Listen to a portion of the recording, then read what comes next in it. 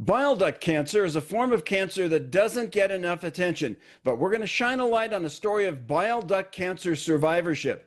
This is the Cancer Interviews podcast, and I'm your host, Bruce Morton.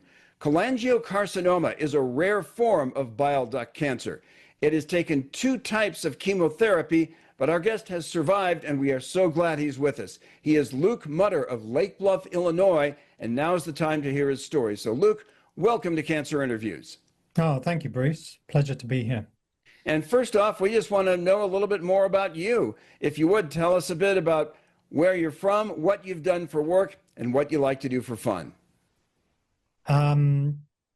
I grew up, oddly, 0 to 10. I was in West Africa, in Nigeria. I followed my parents, obviously, and then I spent 20, 30 years in the UK. I went to school. I did everything the traditional British person would. I had a great career in sales. And then 12, 13 years ago, back in 2012, I followed my then wife to the US to look after our 3 children while she ran the US country for her company. I've since then just taken on more and more sales opportunities. I ran a real estate brokerage, and now post-diagnosis, I run my own sales consultancy, and it's a beautiful, beautiful job. I love it. For fun, I run when I can, and I cycle. Despite having a series of tumors, I think on Sunday I rode 43 miles. That's great to hear. Now, for all of us who are cancer survivors, there was that point in time in which we noticed something a bit abnormal with our health, and it got our attention, and that began a chain of events that led to a diagnosis. For you, when did you first notice something wrong? Oddly, as a runner, as a bit of an athlete, I experienced pain in my feet in the summer of 2023. And it got to the point where I was really struggling to move about. I went to physical therapy and I lay on my stomach, and I really struggled to lie on my stomach to get some work done on the soles of my feet. And whilst the physical therapist was working on the soles of my feet, he said to me, "Luke, you don't have plantar fasciitis. I can see you in extraordinary pain. You could barely walk across the floor to the bed. Whatever's wrong with you, it's not plantar fasciitis." And I was kind of listening, and I kind of wasn't, because it felt like I had this tennis ball inside my abdomen, and I just couldn't lie flat. It was a really weird experience. So I went to the doctors and I said, "Oh, by the way, I've got this hernia here on my stomach." He took one look at me and he said, "That's not a hernia." He sent me in for a full set of blood work.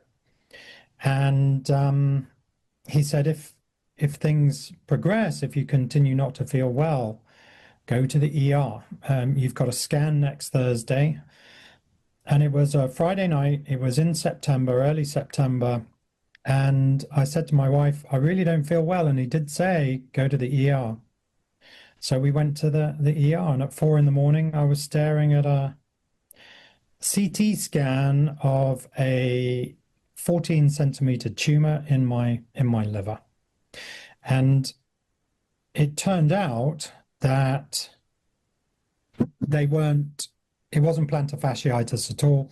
I had 21 blood clots in my legs and in my lungs, and they were all stuck in my feet, and that was what was causing me pain. And from that point, what led to your diagnosis? Well, diagnosis, as you know, Bruce, but as anyone watching this for the first time, it really can be a bit of a vague process at the start. I had some biopsies done, and that was inconclusive. I had a full set of blood work and scans done. And that really meant that we knew what was growing where, but we didn't know exactly what it was. So I was given I suppose maybe 12 very strong systemic chemotherapy doses. And systemic chemotherapy is really chemotherapy that affects the whole body. And the idea was to try to kill the tumor itself and to kill anything that might be floating around in the body or trying to spread. And what type of chemotherapy was that? Because I asked because there are many. Yes, and there are many, and there are only a few that focus on bile duct cancer or cholangiocarcinoma. So mine went by the name FOLFOX, and I did that with something else called Oxaliplatin. So you went through this 12-stage regimen of chemotherapy, and I'm guessing it is from that, the attempt to kill that tumor, I'm guessing that after that, it was then and only then that you learned you had cancer. We knew it was cancer from the get-go because we did a PET CT scan, which is where I got an injection with radioactive sugar water, and they allow that to digest in the body. Tumor cells consume sugar at a very, very rapid rate. So once, after 20, 30 minutes from getting this injection, I got stuck in a scanner, a CT scanner, and the results from the CT scanner when you have a PET scan is that it lights up. It's like having light bulbs of tumor inside your body on a photograph. So they come up bright white where everything else comes up shades of dark. So we knew from day one that it was cancer. What type of cancer, what its genetic makeup was, we couldn't determine until the chemotherapy just ran out of steam. And I was told by my local oncologist here in Chicago at the time it was called North Shore. Now it's called, my local oncologist suggested that I get some additional work done. So I ended up going to New York. I had a friend that was an oncologist in New York, and he introduced me to a gastrointestinal oncologist who focused on liver and liver tumors. I underwent a series of scans and tests, and I was deemed a candidate for a hepatic artery infusion pump, sometimes called an HAI pump. It is a pump, it's about the size of a hockey puck, and it has a diaphragm inside it, which is controlled by your body heat. And that diaphragm has a reservoir of chemotherapy, which is 300 times stronger than regular chemotherapy. And it is inserted inside the abdomen. And then there's a catheter that goes to the artery of the liver, and it drip feeds this super strong chemotherapy into the liver, which is where my tumors were congregating, so to speak. So it was a directed liver therapy.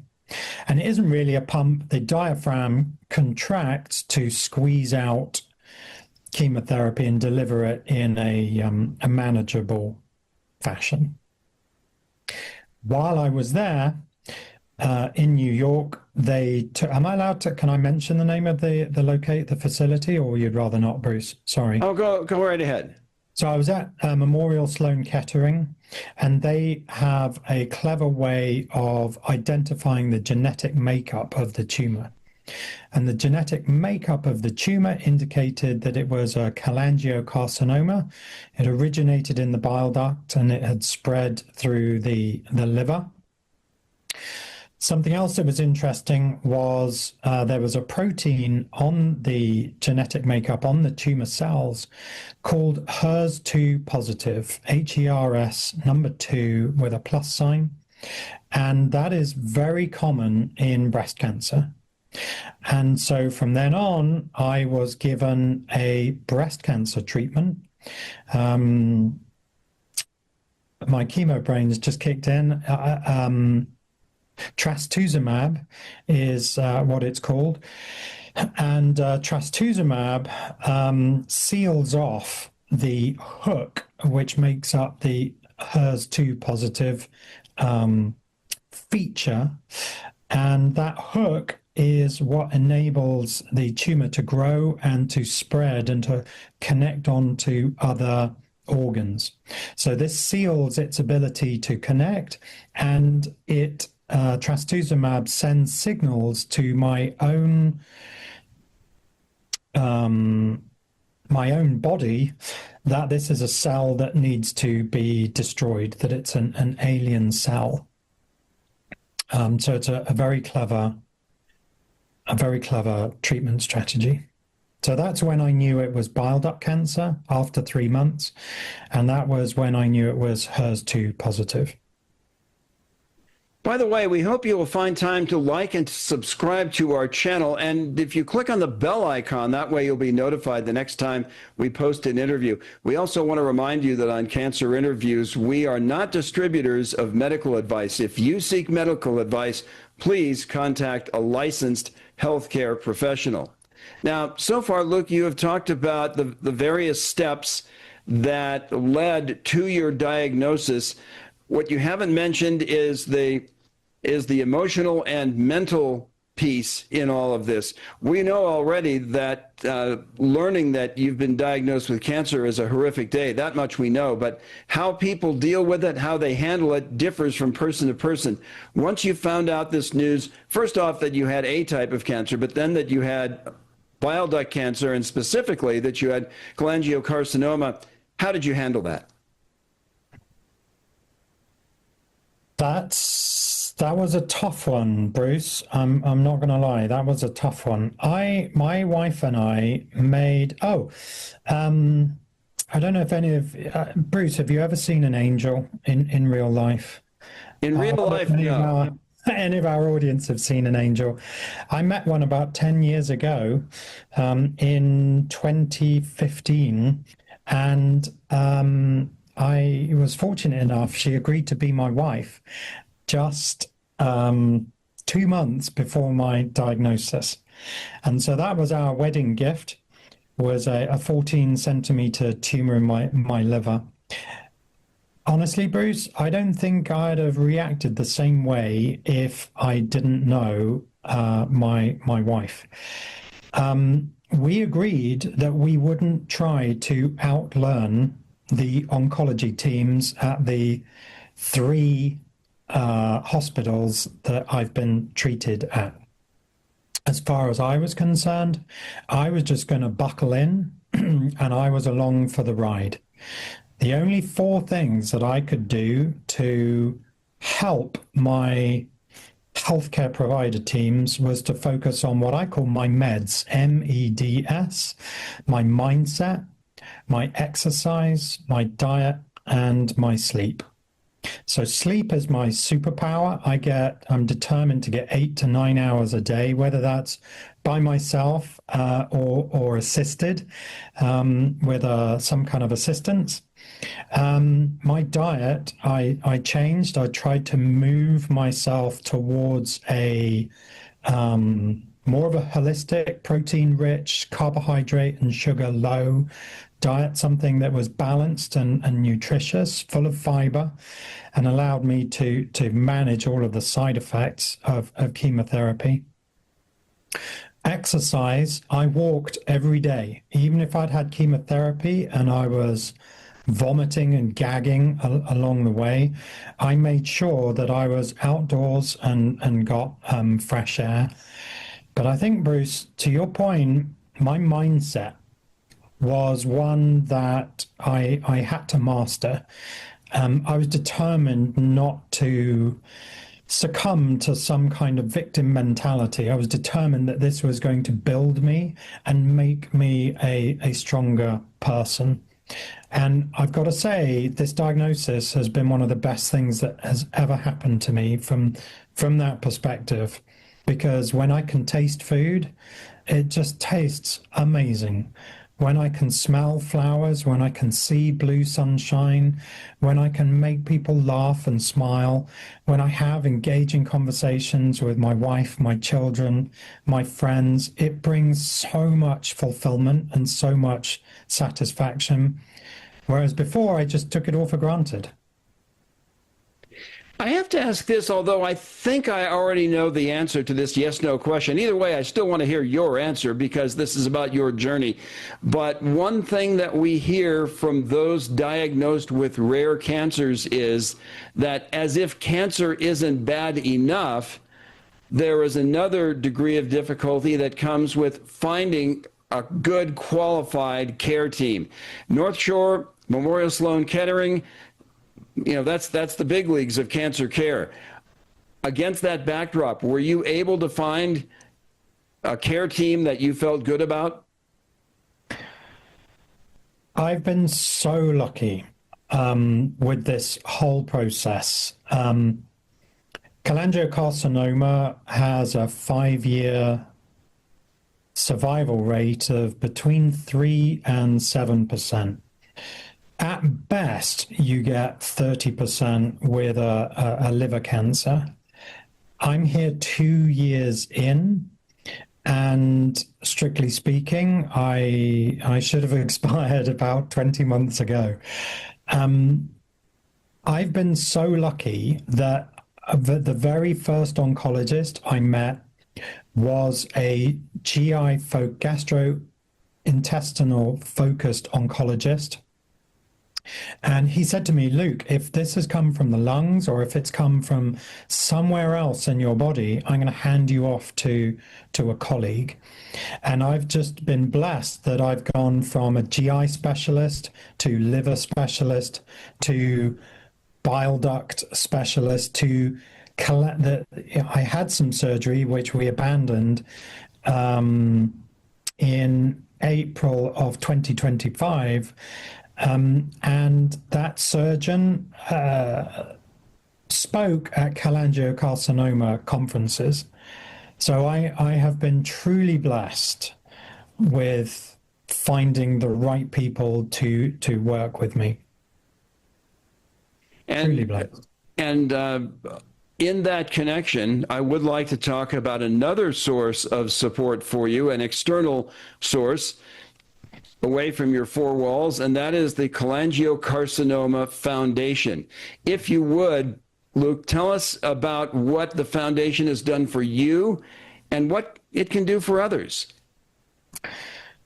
So the Cholangiocarcinoma Foundation's been a huge help for newly diagnosed patients, or warriors, as they like to term us. There is a complete guide to cholangiocarcinoma on their website, and it is fantastic. It is engaging. It's done with cartoon cancer cells, cartoon chemotherapy, rather like Pac-Man gobbling one another up. And for me, I directed my parents and my children and my brother and my wife to that website so that they could learn about cholangiocarcinoma in a non-dramatic fashion. Everything is very calm and very pragmatic. They also issued me with a newly diagnosed care kit, which includes a book. The final chapter of which is, here are some guides to your next steps, preparing for the end. I was diagnosed in September. My oncologist suggested I had a Christmas celebration with my family in October. because the chances of me making it to December were slim. So cholangiocarcinoma also offered me a mentor to work with, and it was just someone with my diagnosis that could speak candidly to me in very open and engaging ways. And I made a lot of use of that mentor, and that mentor has since passed. And I've taken up the mantle, and I'm now a mentor, and I have a few mentees whom I engage with, sometimes just by text, sometimes it's a phone call. I've got one mentee who lives 20 miles from me, and we plan to meet for coffee one day. So the mentorship is good. The foundation also provides online webinars month by month, and we can join that. We can learn about new treatments, new drugs, new facilities or products of expertise that we can look into and do our own research on. It's very, very helpful. Funded entirely by donation.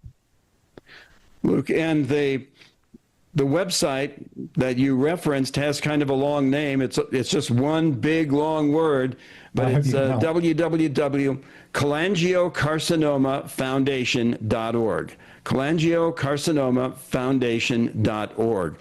Luke, we're about to wrap up now, and we're going to wrap up the way we usually do, and that is, and this should be a very easy question to answer because I think this is right in your wheelhouse, but if you were to encounter somebody who had just been diagnosed with bile duct cancer, or specifically cholangiocarcinoma, they might have lots of questions for you. You might have lots of answers, but if you wanted to make sure there was one overarching point that resonated, what would that point be? You can influence 4 things. You can influence your sleep, you can influence your diet, you can influence your exercise, and your mindset.